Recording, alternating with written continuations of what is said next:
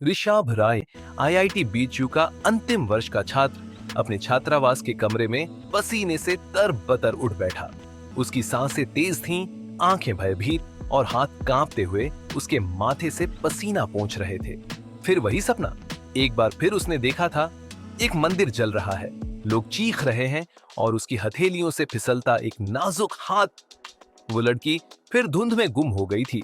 सपने की वजह से वो बहुत बार मनोवैज्ञानिक के पास जाने का सोच चुका था, लेकिन कोई ठोस जवाब नहीं मिला था। बस ये कहा गया कि परीक्षा का तनाव है, थकान है, दिमाग का खेल है। लेकिन ऋषभ वह जानता था ये सिर्फ सपना नहीं था, कुछ है जो पीछा कर रहा है। उसी दिन दोपहर को विश्वविद्यालय की लाइब्रेरी में ऋषभ एक पुरानी किताब में खोया हुआ था।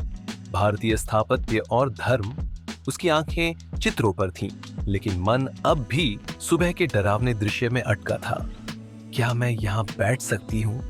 एक मधुर आवाज ने उसकी तंद्रा तोड़ी। ऋषभ ने सिर उठाया। सामने खड़ी लड़की के चेहरे पर एक अजीब सा संतुलन था, जैसे उसका चेहरा कोई प्राचीन चित्र हो, शांत और स्थिर। उसकी आंखों में देखना किसी पुराने संगीत की तरह था, परिचित फिर भी अनसुना। हाँ जरूर, ऋषभ ने सिर हिलाया। वो लड़की बैठ गई, किताबें निकाली और पढ़ने लगी। कुछ मिनट बीते, फिर अचानक उस लड़की की आंखें उसकी ओर मुड़ी। बहुत देर तक बिना कुछ कहे। क्या हम पहले मिल चुके हैं? उसने धीमे से पूछा। ऋषभ हड़बड़ाया। मुझे नहीं लगता। क्यों? लड़की मुस्कुराई नहीं, उसकी आंखों में शून्य था। मुझे ये चेहरा बहुत पहले से याद है, शायद जन्मों से। ऋषभ झेंप गया। वो सोचने लगा, क्या ये कोई मजाक है, कोई कविता? मैं चारू हूं, आर्ट्स डिपार्टमेंट में फाइनल ईयर, इंजीनियरिंग में। चारू फिर किताब की ओर देखने लगी, पर उसका चेहरा कुछ कह रहा था, जैसे वो किसी और ही दृश्य को देख रही हो। अगले कुछ हफ्तों में चारू और ऋषभ अक्सर लाइब्रेरी, कैंटीन या घाटों पर मिलते रहे। बातचीत सीमित थी, लेकिन मौन में एक गहराई थी। चारू कभी कभी पुराने भजन गुनगुनाती और ऋषभ को अजीब बेचैनी महसूस होती, जैसे किसी भूली हुई स्मृति का दरवाजा खुल रहा हो। एक शाम गंगा घाट पर बैठकर जब सूर्य डूब रहा था, चारू ने धीमे से कहा, क्या तुम्हें कभी ऐसा लगता है कि हम इस जीवन में पहली बार नहीं मिल रहे? ऋषभ हंसने की कोशिश करता, लेकिन उसकी हंसी अधूरी रहती। कभी कभी सपनों में कुछ अजीब दृश्य आते हैं, बहुत पुराने जैसे, लेकिन हाँ, तुमसे मिलकर कुछ उलझ सा गया है। चारू ने गहरी सांस ली। मैं जानती हूँ, मैं समझ सकती हूँ। क्या तुम अभी भी नहीं पहचानते ना? चारू की आवाज कांप गई। ऋषभ चौंका। तुम क्या कह रही हो? कुछ नहीं, बस शायद वक्त अभी सही नहीं है। उसी रात ऋषभ का सपना और अधिक स्पष्ट हुआ। इस बार वह एक पहाड़ी नगर में था। पत्थरों से बने मंदिर, जलते हुए मशाले और चांदनी में खड़ी एक लड़की। वही चेहरा, वही आंखें जो आज लाइब्रेरी में सामने थी। तू अगर मुझे छोड़ दे तो मैं वादा करती हूँ हर जन्म में तुझे पहचानूंगी, लेकिन तुझे चैन नहीं मिलेगा। फिर जलती हुई दीवारें और वो आवाज, तू अगर धोखा देगा तो अगला जन्म अधूरा रहेगा। ऋषभ चीखते हुए जागा। इस बार उसका दिल कांप रहा था। वो जानता था अब ये सिर्फ सपना नहीं रहा। अगली सुबह चारू से मिलते ही उसने पूछ लिया, तुम कौन हो और क्या तुम मुझे पहले से जानती हो? चारू ने बस एक पंक्ति कही, तुमने कभी एक प्रार्थना की थी, एक शाप जैसी। अब वो प्रार्थना तुम्हारे पीछे है।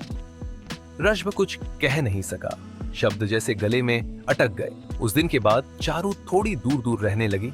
उसकी मौजूदगी अब भी महसूस होती थी, लेकिन जैसे वो खुद को पीछे खींच रही हो। ऋषभ उलझ गया था। दिल कहता था कि वो उसकी है, लेकिन दिमाग डर रहा था। कौन थी वो? क्या ये पागलपन है या सच में किसी जन्म का रहस्य?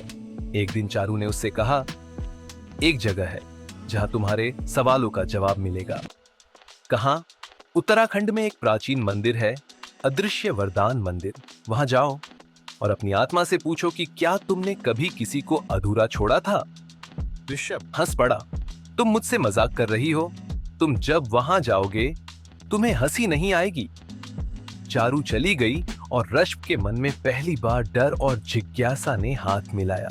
उस रात ऋषभ ने निर्णय लिया, वो उत्तराखंड जाएगा। इस पागलपन को खत्म करना होगा, पर उसे नहीं पता था वो जिस उत्तर की तलाश में जा रहा है वो उत्तर उसे मोक्ष देगा या और गहरे अंधकार में ले जाएगा।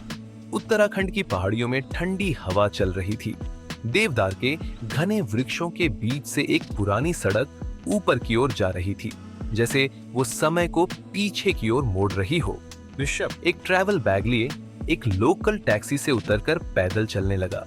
सामने कुछ किलोमीटर की दूरी पर वो मंदिर था जिसे गांव वाले अदृश्य वरदान मंदिर के नाम से जानते थे। गांव वालों ने उसे चेताया था, वहां सिर्फ वही जाते हैं जिन्हें कोई अधूरी आत्मा बुला रही हो, वरना वो दीवारें चुप रहती हैं। ऋषभ को उन शब्दों पर यकीन नहीं हुआ था, लेकिन अब जब वो वहां पहुंचने लगा था, दिल की धड़कनें तेज थीं और पैरों में अनजानी थकान थी। मंदिर बहुत साधारण था, पत्थर की पुरानी दीवारें, टूटी छत और अंदर एक खाली गर्भगृह। लेकिन वहां कुछ था, हवा में कुछ भारी, जैसे कोई बहुत पुराना दुख अब भी वहां सांस ले रहा हो। जैसे ही ऋषभ ने अंदर कदम रखा, एक अजीब सी अनुभूति हुई, जैसे वक्त उल्टा बहने लगा हो। दीवारों पर पुराने शिलालेख थे, कुछ अस्पष्ट चित्र और एक कोना जहां बहुत हल्के अक्षरों में कुछ खुदा हुआ था। वो धीरे धीरे उस ओर बढ़ा और जैसे ही उसने उन शब्दों को पढ़ा, उसके हाथ कांपने लगे।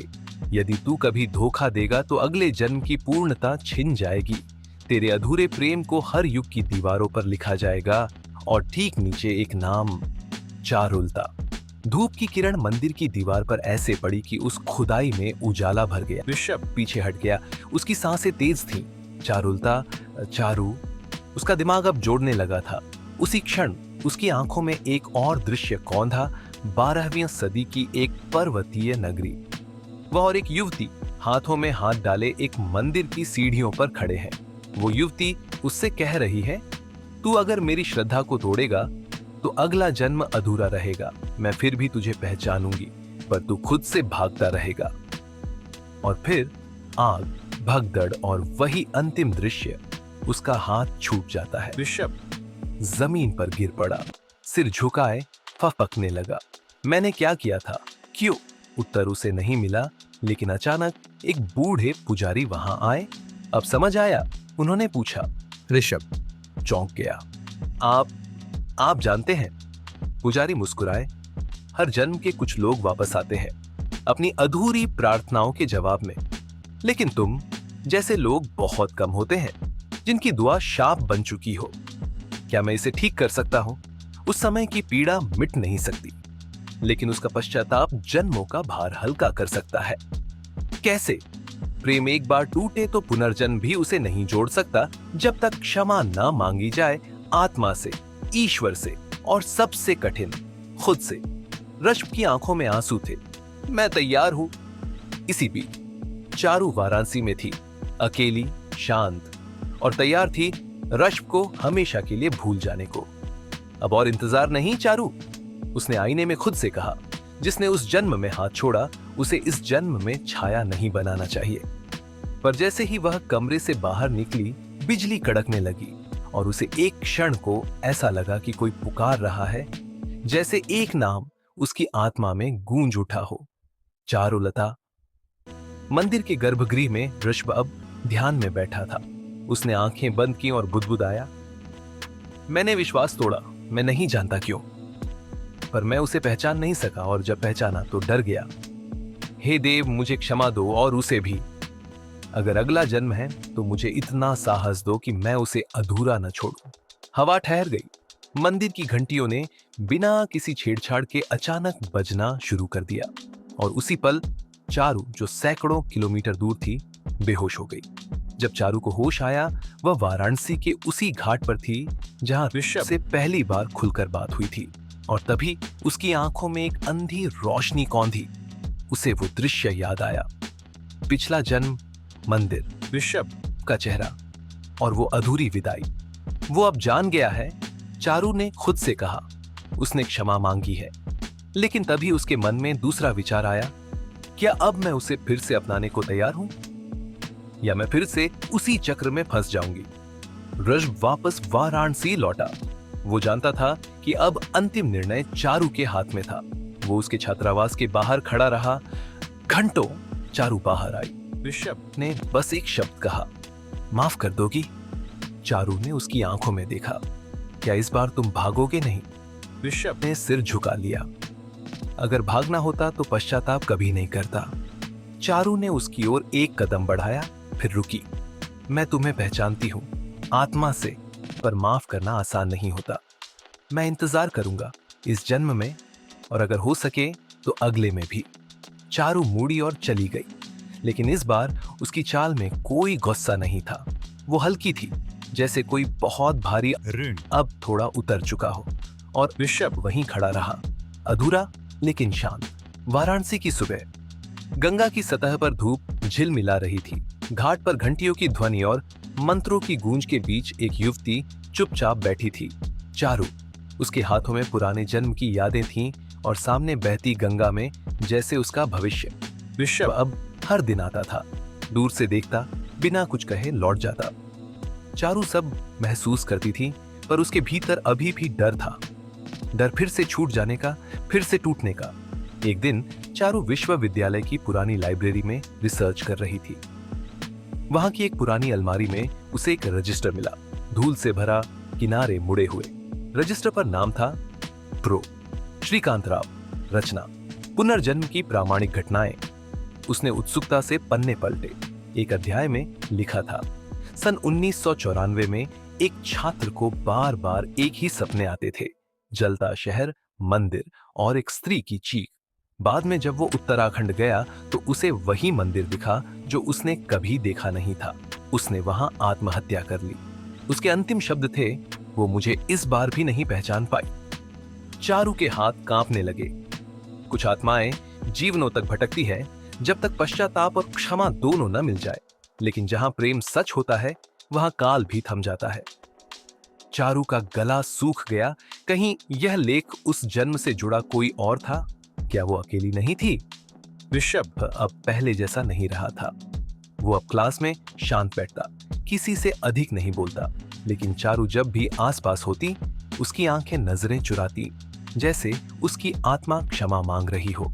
एक दिन चारू ने देखा, ऋषभ ने अपनी नोटबुक पर एक चित्र बनाया है। पुराना मंदिर, जलता आकाश और एक स्त्री जो पीछे मुड़कर देख रही है। नीचे एक लाइन, अगर प्रेम अधूरा है तो मैं पूरा हो ही नहीं सकता। चारू ने एक फैसला किया, ऋषभ से मिलना है, लेकिन कोई स्पष्टीकरण नहीं देना है। उसने उसे घाट पर बुलाया। ऋषभ आया, सर्द हवा में जैकेट के भीतर कांपता, लेकिन आंखों में उम्मीद लिए। चारू ने कहा, मैंने प्रो राव की डायरी पढ़ी। शायद तुम्हारे जैसे और भी लोग थे। शायद मैं ही नहीं, तुम भी किसी दुआ के नीचे दबे हो। ऋषभ, शायद, लेकिन मेरी गलती मेरी थी। मैंने हाथ छोड़ा था। अब अगर तुम फिर से हाथ न भी दो तो मैं समझूंगा, पर इस बार मैं भागूंगा नहीं। चारू कुछ देर चुप रही, फिर उसने एक चिट्ठी ऋषभ को दी। इसे अकेले पढ़ना और फिर जो करना चाहो करना। रात को ऋषभ अपने कमरे में चिट्ठी खोलता है। प्रिय ऋषभ, इस जन्म में तुमने पश्चाताप किया और शायद पिछली कई गलतियों का भार उतार दिया, पर क्षमा और प्रेम दोनों का बोझ उठाना उतना ही कठिन होता है। मैं अब जानती हूं कि तुम्हारी आत्मा बदली है और मुझे ये भी स्वीकार करना होगा कि मैं अब वही नहीं हूं जो पिछली बार थी। तुम अब भी वही प्रिय हो, पर मैं अब तुम्हारी प्रतीक्षा नहीं करूंगी। अगर किसी जन्म में फिर मिले तो याद रखना, प्रेम पाना नहीं, देना होता है। चारुलता। ऋषभ की आंखें भर आईं। उसने चिट्ठी को मोड़ा, माथे से लगाया और एक वादा किया, मैं अब भी उसी प्रेम में रहूंगा, चाहे इस जन्म में या अगले में। कुछ दिन बाद एक विचित्र घटना घटी। वाराणसी के नजदीक स्थित एक पुराने मंदिर में आग लग गई, लेकिन अजीब बात यह थी कि अंदर कुछ नहीं जला, सिर्फ एक पुराना कांच का दर्पण चटक कर बिखर गया। स्थानीय लोगों का कहना था वो दर्पण जन्मों की छवियां दिखाता था, पर अब उसका कार्य समाप्त हो चुका है। चारू और ऋषभ अलग अलग जगहों पर उस रात विचलित हुए। दोनों को एक ही सपना आया, एक आखिरी आलिंगन एक मंदिर में और फिर एक द्वार जो दोनों ओर से बंद हो जाता है। एक सवाल अब उनके बीच खड़ा था, क्या इस जन्म में फिर से साथ आना है या यही मुक्ति का अंतिम द्वार है? ऋषभ ने आखिरी बार चारू से मिलने का निश्चय किया, कैंपस के उसी पुराने पीपल के पेड़ के नीचे जहां पहली बार चारू और ऋषभ मिले थे। दोनों एक बार फिर आमने सामने खड़े थे। चारू, मैं नहीं जानती अगला जन्म होगा या नहीं। ऋषभ, मैं जानता हूं, मैं इस जन्म को आखिरी बनाना चाहता हूं। चारू ने सिर झुका लिया। तो फिर इस बार बिना शर्त के चलो। ऋषभ ने धीरे से हाथ बढ़ाया। चारू की आंखों से एक आंसू गिरा, लेकिन हाथ थाम लिया और समय की रेखाएं एक पल के लिए थम गई। उस शाम वाराणसी की गलियां अजीब सी मौन में लिपटी थीं। घाट पर भीड़ थी, पर जैसे सबकी आत्माएं रुकी हुई थी, जैसे समय एक सांस रोककर कुछ देखने की प्रतीक्षा कर रहा हो। चारू और ऋषभ एक बार फिर साथ थे, बिना वादे, बिना उम्मीद के, बस उस पल की पूर्णता में। लेकिन जो सामने था वह केवल वर्तमान नहीं था, यह अतीत और भविष्य की सीमाओं को तोड़ने का क्षण था। विश्वविद्यालय की प्रोफेसर दीप्ति तिवारी, जिन्हें छात्रों ने हमेशा गंभीर तपस्विनी स्वभाव की मान लिया था, उस दिन ऋषभ को खुद बुलाती है। कक्ष में घुसते ही ऋषभ को एक झटका लगता है। दीवारों पर चित्र है, वही मंदिर, वही स्त्री और एक युवक जो घुटनों पर बैठा है। दीप्ति ने धीमे स्वर में कहा, कुछ हड़ जन्मों तक पीछा करते हैं। तुम्हारा सपना केवल सपना नहीं था, ये आत्मा की स्मृति थी, और कुछ स्मृतियां मेरे पास भी हैं। ऋषभ हचकचाता है। आप? दीप्ति ने कहा, मैं उस पुरानी पुजारी की वंशज हूं जिसने उस दुआ को स्वर दिया था। तुम्हारी आत्मा ने जो कहा था, अगर धोखा दूं तो अगला जन्म अधूरा रहे, उसे हमने शपथ के रूप में बांध दिया था। ऋषभ की रगें सर्द हो गई। तो क्या मैं कभी पूर्ण नहीं हो सकता? हो सकते हो, अगर वही आत्मा तुम्हें क्षमा कर दे, और तुम स्वयं को भी। ऋषभ और चारू अब एक साथ तीर्थ यात्रा पर निकलते हैं, उत्तराखंड के उसी मंदिर की ओर जहां से सब शुरू हुआ था। चारू को मार्ग में बुखार हो जाता है, पर वह रुकती नहीं। वो कहती है, अगर इस यात्रा में मृत्यु भी आए तो मैं स्वीकार करूंगी, पर इस अधूरे चक्र को मैं यहीं खत्म करना चाहती हूँ। पहाड़ी रास्तों से शिलापथ से गुजरते हुए दोनों अंतिम दिन उस मंदिर के द्वार पर पहुंचते हैं, टूटा फूटा, परंतु वैसा ही जैसे ऋषभ के सपनों में था। मंदिर के भीतर एक अजीब सी शांति थी, न कोई पुजारी, न कोई घंटियां, बस एक द्वार जिसके भीतर अग्नि जल रही थी, और उसके सामने वही चट्टान जहां शपथ लिखी थी। चारू आगे बढ़ती है, वह चुपचाप बैठती है और आंखें बंद करके वह मंत्र बोलती है जो उसके पूर्वजों ने सिखाया था, वचन को मोक्ष दो और आत्मा को मुक्त करो। अचानक वह फफक कर रोने लगती है। ऋषभ भी आगे आता है। वह घुटनों पर बैठकर कहता है, मैंने हाथ छोड़ा था, अब मैं संकल्प करता हूं, इस बार मरते दम तक साथ रहूंगा। अगर अगला जन्म हो भी तो तू कहीं और जा, मैं नहीं आऊंगा। मैं तुझे बांधना नहीं चाहता। चारू की आंखों से आंसू बहते हैं, पर उनमें क्रोध नहीं, बस शांति थी। मंदिर के भीतर हल्का सा कंपन होता है, दीपक बुझता है और दीवार पर शपथ खुद धुंधली होने लगती है, जैसे समय ने उसे मिटा दिया हो। अचानक पूरे मंदिर में रोशनी की बूंदें तैरने लगती हैं। चारू और ऋषभ के शरीर स्थिर हो जाते हैं, पर उनकी आत्माएं जैसे बाहर आ जाती है। वही दृश्य फिर दोहराता है। 12वीं सदी की वो रात, जलता नगर, भागते हुए ऋषभ का चेहरा और चारू का पीछे छूटता हाथ। लेकिन इस बार दृश्य बदलता है। ऋषभ रुकता है, हाथ छोड़ने के बजाय वह चारू को पीछे खींच लेता है। दोनों एक साथ आग के भीतर कूद जाते हैं, न मृत्यु के लिए बल्कि उस अधूरे पल को पूरा करने के लिए। वर्तमान में मंदिर में उनकी आत्माएं एक आलिंगन में बंध जाती है। जब दोनों की चेतना लौटती है तो मंदिर खाली है। शपथ की दीवार अब चिकनी है, जैसे कोई कसम वहां कभी लिखी ही न गई हो। चारू कहती है, अब मुझे तेरे अगले जन्म का डर नहीं है। ऋषभ मुस्कुराता है, मुझे अगले जन्म की जरूरत ही नहीं रही। दोनों बाहर निकलते हैं। सूरज ढल रहा है, पहाड़ों पर केसरिया रंग छाया है। उस क्षण कोई भविष्य नहीं था, कोई अतीत नहीं, सिर्फ एक वर्तमान था, मुक्त, पूर्ण और प्रेम से परिपूर्ण।